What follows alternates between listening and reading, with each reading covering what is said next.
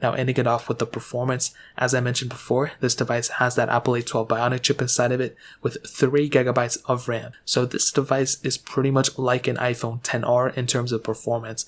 And I think that's a good thing. I think that's actually, the 4 gigs or 3 gigs of RAM is still a really good amount of RAM on a device. And because this thing is approaching 3 years old, or it's already 3 years old at this point, I think for the most part, you're going to have a solid experience from it. I don't think you're going to be complaining about it too much. Of course, it's not the fastest, smoothest performing thing of all time, or it's 2 years old, my bad.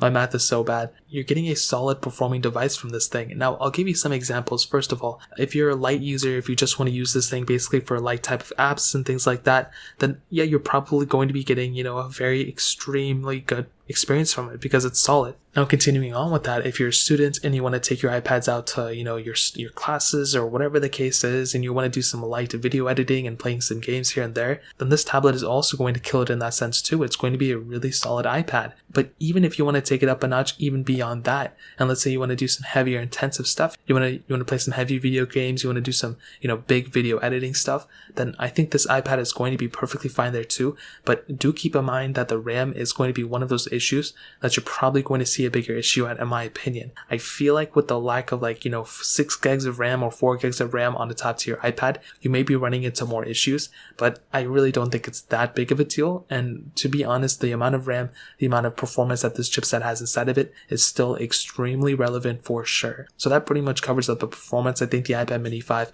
is still an extremely fast iPad for sure. Not to